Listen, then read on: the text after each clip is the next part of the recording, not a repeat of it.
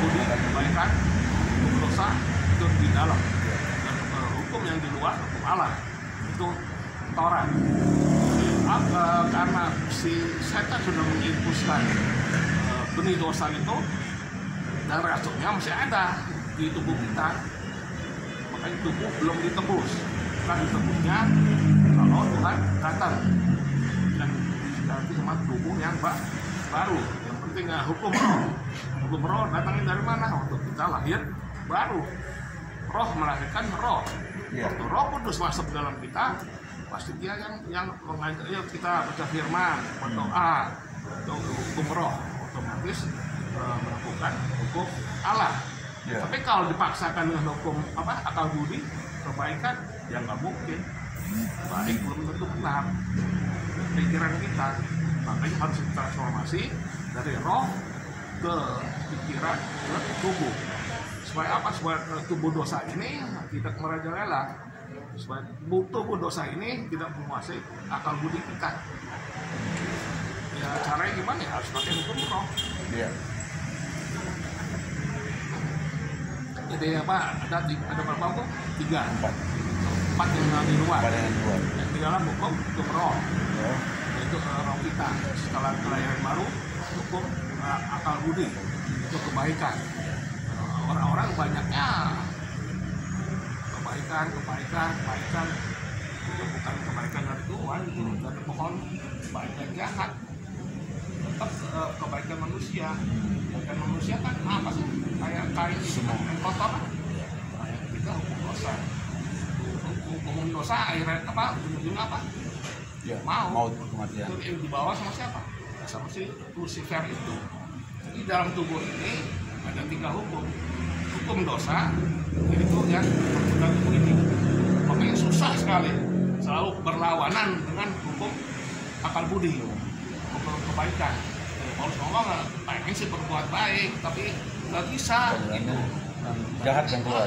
Itu sekarang dalam orang Kristen, karena hukum itu mengikat kita.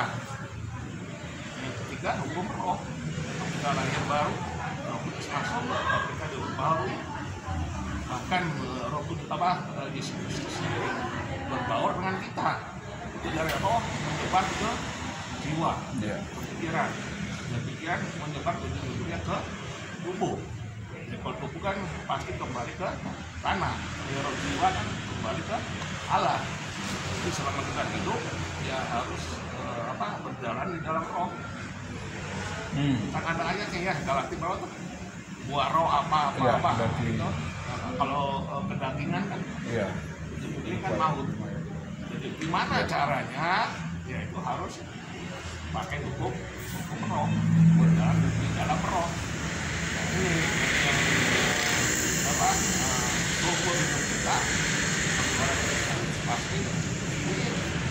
pasti benar. Kenapa orang Kristen kok nggak bisa benar gitu?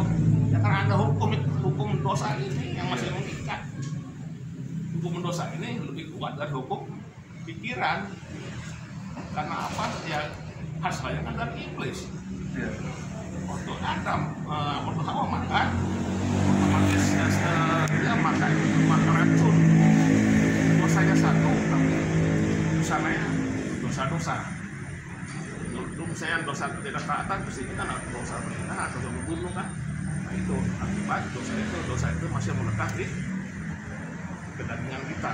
Jadi sebenarnya tubuh itu mulia asalnya, setelah diinfus oleh kejahatan iblis menjadi kedagingan, menjadi tubuh dosa.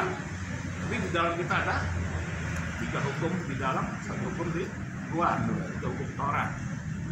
Jadi pikiran kita ya pengen berbuat kebaikan, jangan itu, jangan ini, tapi hukum dosa lebih kuat, kalah akhirnya. Ya, kita pengen fellowship, pengen kebaikan kok, tapi ada aja kan gini kita hambat. Jadi harus berjalan di dalam roh. Hukum roh itu lebih kuat. Kenapa? Karena Allah adalah roh. Jadi Tuhan mau dari roh langsung ke jiwa, langsung ke tubuh, ditransformasi. Ujung-ujungnya kita menjadi gambar dan merubah Kristus di dalam, bukan dari luar.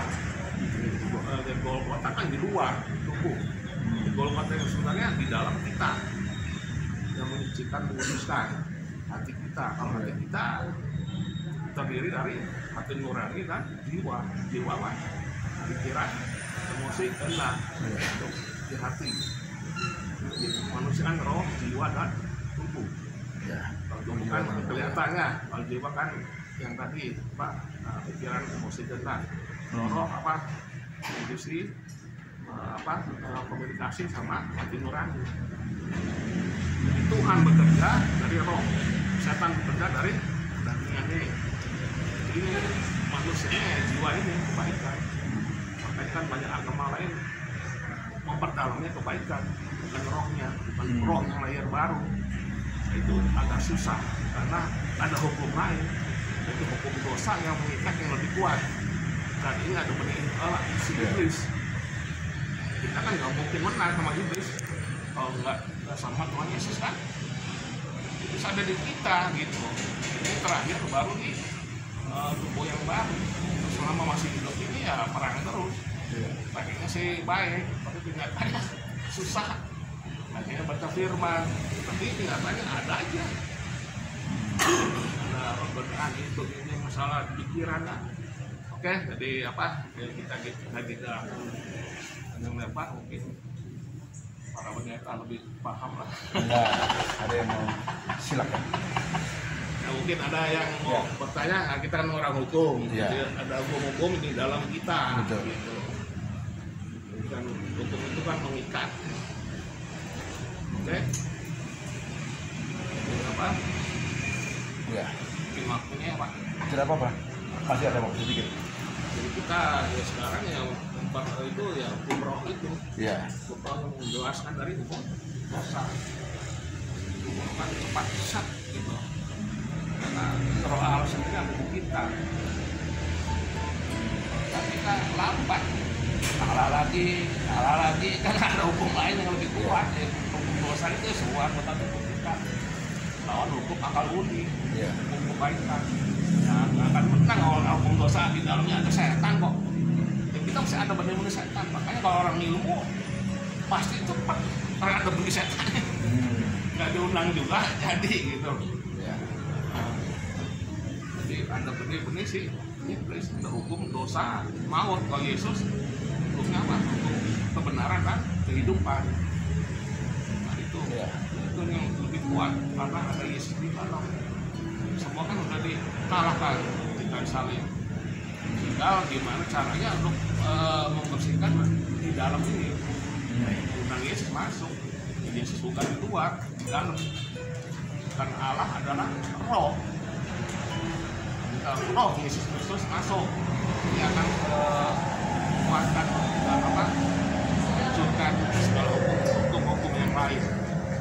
Jadi ya kan orang hukum ya harus mengerti ada 3 hukum ini. Mengapa kita kalah terus gitu? Ya karena kita nggak berjalan di dalam roh. Kan lupa dosa kan maut, roh kan hidup.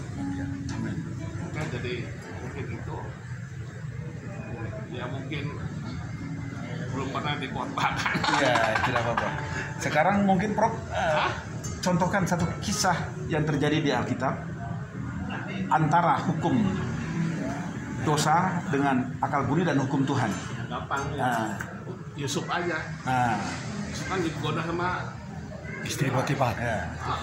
Ya, betul. Itu kan dosa. Iya. Jadi kita kan kuat rohnya. Iya. Beda sama si Delila kan Simpson jatuh. Simpson yang jatuh. Ya kan? Karena nggak berjalan lah pengurapan roh itu. Meskipun roh mungkin pengurapannya lebih gede si Simpson kan Nasir. Iya. Nah, tapi Yusuf kan sering berdoa ya dengan Tuhan. Hukum rohnya. Oke, Pak Steve silakan. 3 menit silakan. Ada sesuatu yang mau ditambahkan? Oh, tambahkan. Kita mau tambahkan. Diskusi. Tambahkan. Diskusi atau apa? Sharing-sharing. Supaya makannya enak. Sharing-sharing. Ya, nanti lihat di 21 tadi ya. Iya. Demikianlah aku dapati hukum ini. Iya. Di jika aku sekadari berbuat apa yang baik, yang jahat itu ada padaku. Iya. Nah, jadi dalam kita ini Iya. ada niatan berbuat baik. Iya. Ternyata di dalam kita ini Tubuh sudah dan diri. ada Benih.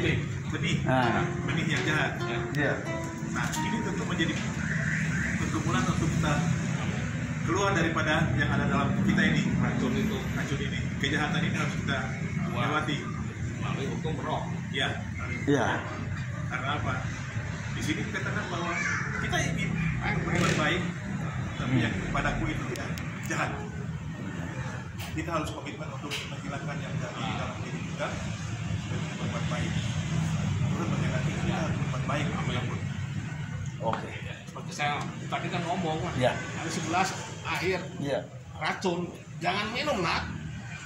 Tapi dia paksakan. Setelah kita pergi minum, Nah. kan tidak taat. Iya. Yang di luar kan Iya. masuk racun, sifat racunnya Iya. ke kita ya sama.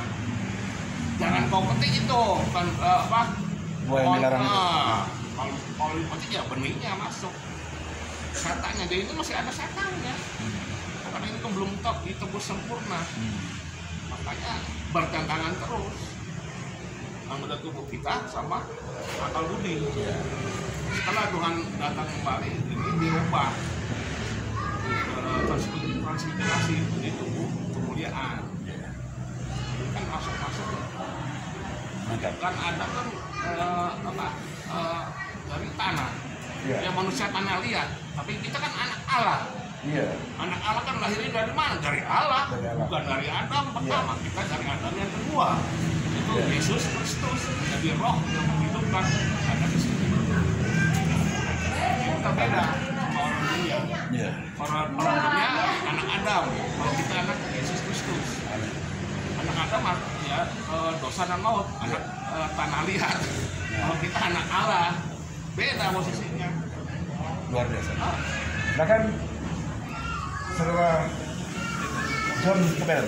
Oke, terima kasih kebenaran firman Tuhan, luar biasa hambanya luas.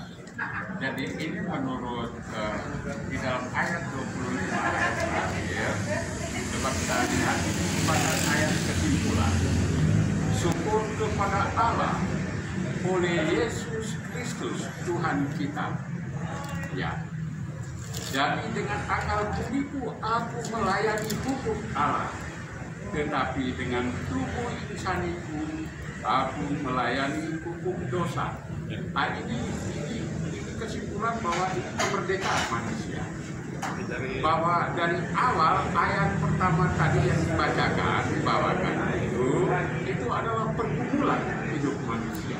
Dan itu sampai kapanpun itulah menjadi tantangan bagi orang-orang percaya. Cuma bagaimana manusia itu supaya bisa menang? Jelas hanya dibawa kepada hukum roh itu. Ya, jadi hukum roh ini Roh Kudus. Nah, contohnya gambarannya bahwa seseorang sudah menerima Tuhan Yesus sebagai Tuhan dan Juru Selamat secara pribadi dan itu sudah dibenarkan. Namun ingat Tuhan kita itu masih hidup di dalam dunia ini. Tentu dengan tubuh ini bisa terus berbuat riskan untuk berbuat dosa. Contohnya lihat orang cantik, mudah bisa juga lihat gambar-gambar porno. Ini. Tetapi ketika Rasul Paulus dia sudah secara pribadi menerima roh itu, dia kuat di dalam Tuhan, sehingga di sini dikatakan jadi dengan akal budiku aku melayani hukum Allah. Dengan akal budi yang tadi sudah dikotori oleh dunia ini, tapi ketika dia serahkan ini kepada roh itu, Roh Kudus, makanya dia dilayakkan. Dan terus, tetapi dengan tubuh insan itu, aku melayani hukum dosa. Artinya ini pribadi yang sudah dilayakkan bahwa tadinya dia bergumuran dosa. Contohnya kita, setiap hari kita harus beritakan Injil supaya banyak orang diselamatkan. Nah, jadi yang kita hadapi ini roh dunia ini, bukan Roh Kudus. Jadi di sini dikatakan dengan tubuh insaniku aku melayani hukum dosa. Artinya tubuh yang tadi sebelum di dalam roh, nah ini yang harus dilayani, yang sudah ada di dalam roh, dan sinilah kekuatan Allah itu. Mungkin sampai di sini. Ya, silakan. Oke, kita baca. Jadi dalam akal itu pikiran Ya. aku melayani hukum Allah. Mengensi kemarin sih kan hukum Taurat. Iya. Jangan membunuh, jangan apa-apa. Iya. Nah, mulai melayani, tapi mampu nggak? Iya. Kan nggak mampu. Nggak mampu. Kecuali udah diperbarui roh Ya. pikiran, bukan pikiran aja, roh pikiran diperbarui. Terus roh pikiran, bukan pikiran, roh pikiran. Jadi roh ke pikiran, sumbernya roh, sumber roh ke pikiran. Jadi apa kita nggak mungkin nggak ada budiku melayani hukum Allah, mungkin nggak? Top 10 hukum Taurat bisa nggak di itu Ya. melayani hukum itu? Kan nggak mungkin, karena ada urusan ini. Tapi roh pikiran kita diperbaharui, pikiran Kristus. Amin. Bisa. Namanya dari roh langsung ke jiwa, ke pikiran diperbaharui dan itu ke tubuh terakhir. Terakhirnya menjadi gambar dan rupa Ya. Kristus itu yang terakhir. Bukannya jadi kaya, bukannya jadi enggak. Jadi gambar dan rupa Kristus itu tujuan Allah menciptakan manusia. Dan manusia hidup dengan Allah. Amin. Allah dengan manusia. Itu adalah Yerusalem yang baru. Manunggal. Manunggal ilmu. Manunggal dengan Yesus Kristus melalui rohnya. Allah itu adalah roh. Jangan menunggal dengan kalian. Ya. Jangan. Ya. Oke, udah? Pak Yosef ada? Saya hanya Dikit. Ya. menemukan ini indah. Ya. Hukum yang diberikan Yesus itu hukum kasih. Sesama vertikal dan horizontal itu kita bersama. Ya.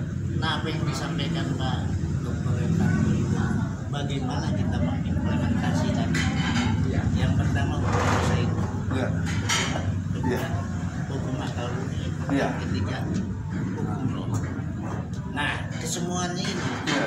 untuk Ya. ada 3 variabel tadi itu.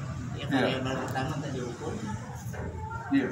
dosa, variabel kedua akal budi atau etika, yang ketiga hukum roh. Keempat, hukum yang Variabel kedua. ini ada yang bebas, ada yang terikat. Nah, bagaimana untuk memenuhi hukum kasih itu agar kita bisa berdampak terhadap amanat agung Tuhan? Tentunya ketika kita menyelesaikan amanat agung Tuhan, kita akan sama-sama seperti yang dikatakan tadi akan masuk ke dalam Yerusalem.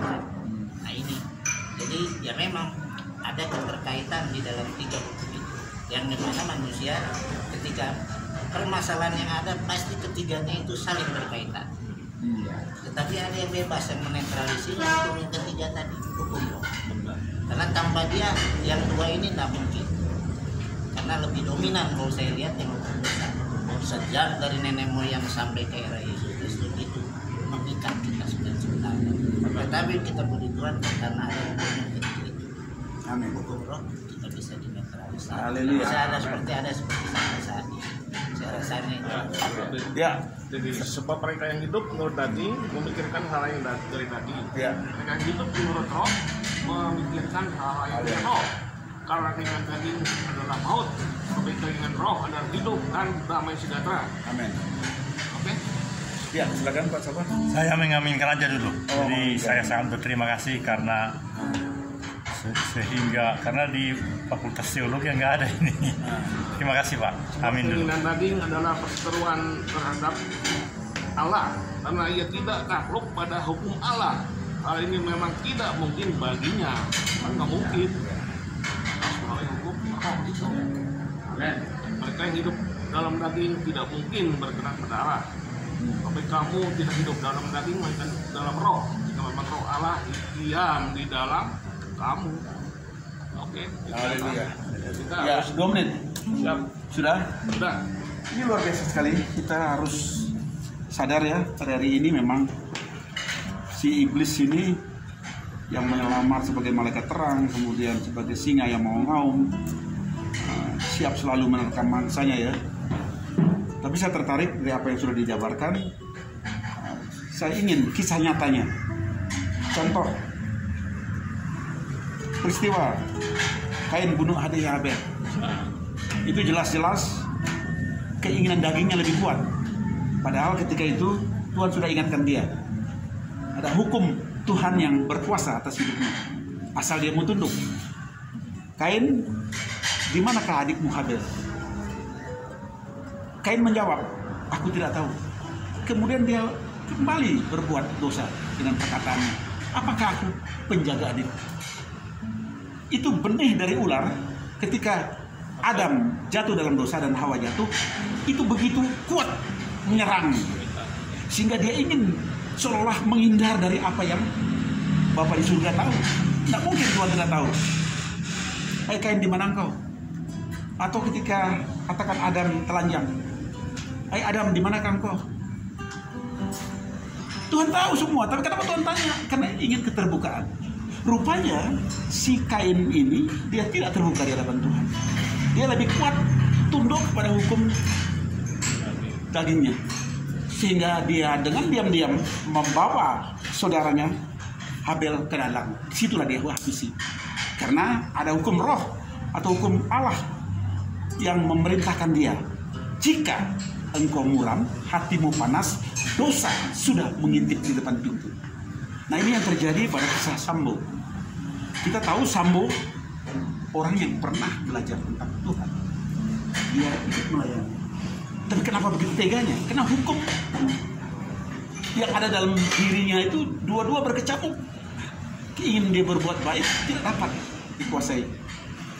Iblis yang menguasai. Jadi saya yakin ini benar-benar luar biasa yang dipaparkan hari ini. Besok-besok kita sharing lebih jauh lagi. Jadi gua malah kan di Ya, luar. silakan mungkin. Gua malah di luar. Ya. Apa yang tadi ngomong Kain Ya, gimana, Kak? di luar. Iya.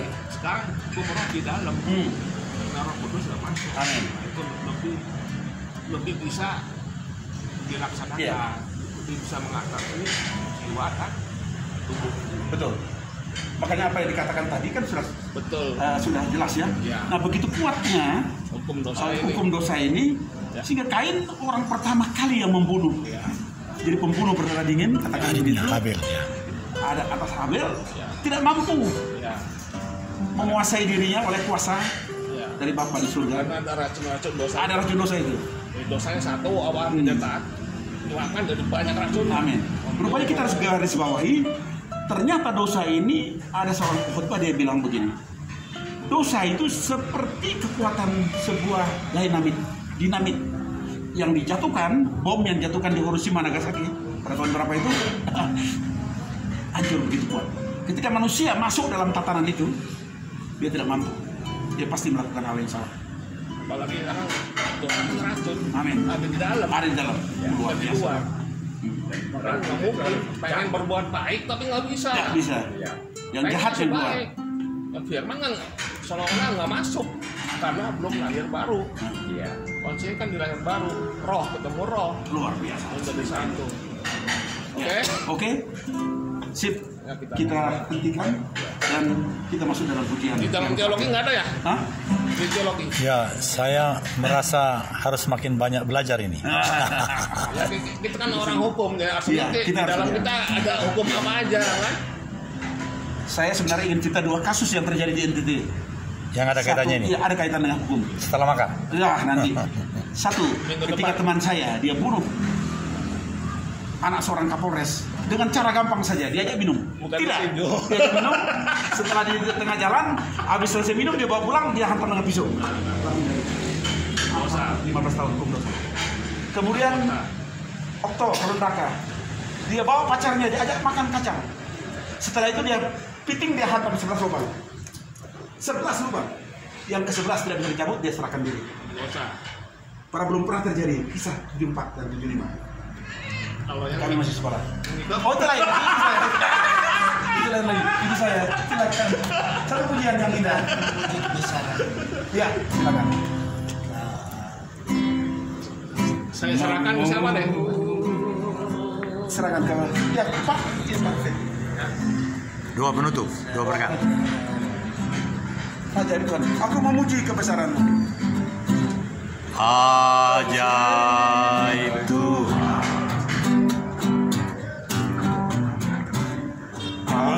Ajaib Tuhan. Kami memuji kebesaran-Mu.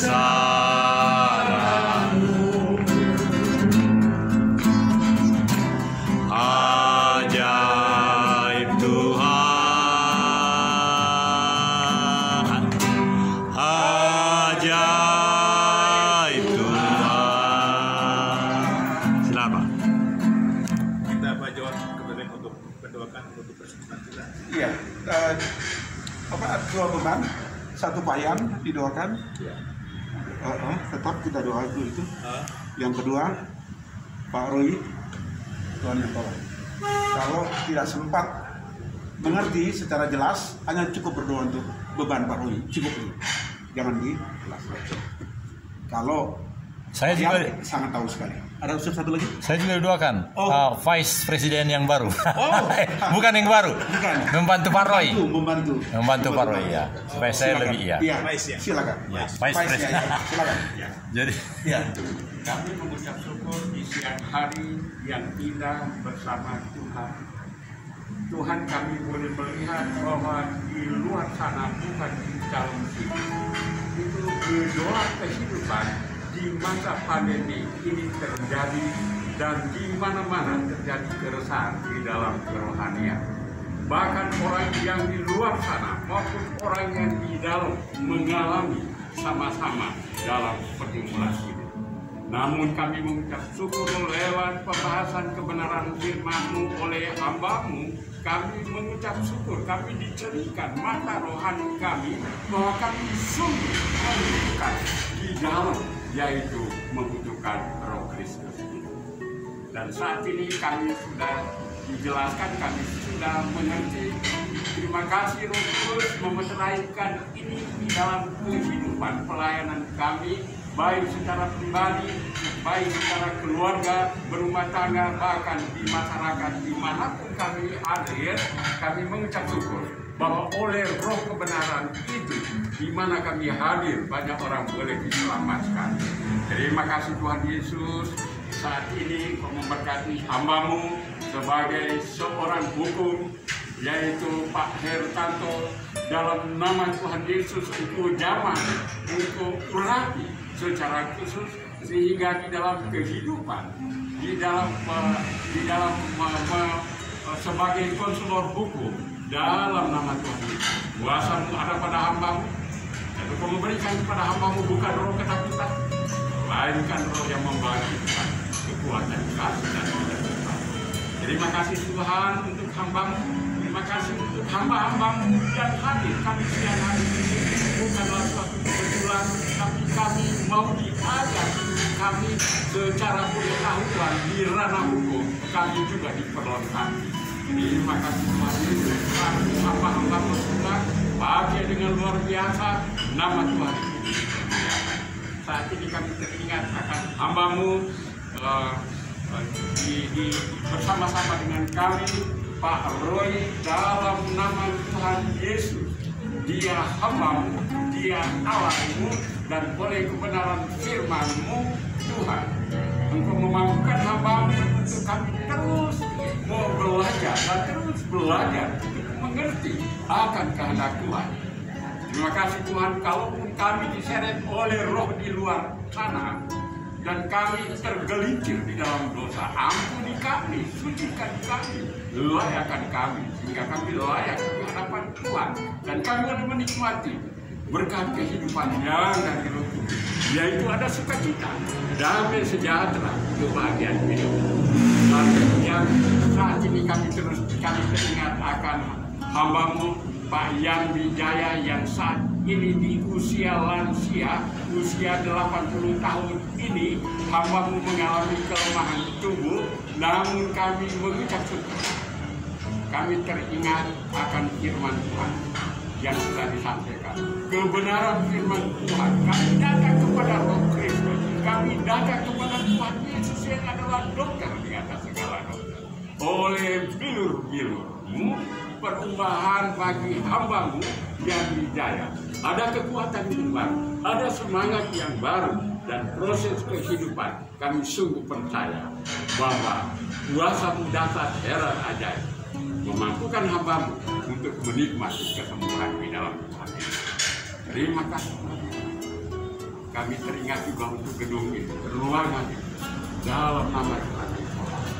Engkau memberkati, Engkau memakai ruangan ini untuk menjadi alat hingga ada banyak jiwa yang masuk di ruangan, baik di lantai bawah, lantai kedua, lantai ketiga, semuanya diberkati oleh hambamu dan pemiliknya yang Tuhan anugerahkan, yaitu Pak Roy sendiri. Dalam nama Tuhan Yesus, Engkau memberkati hambamu.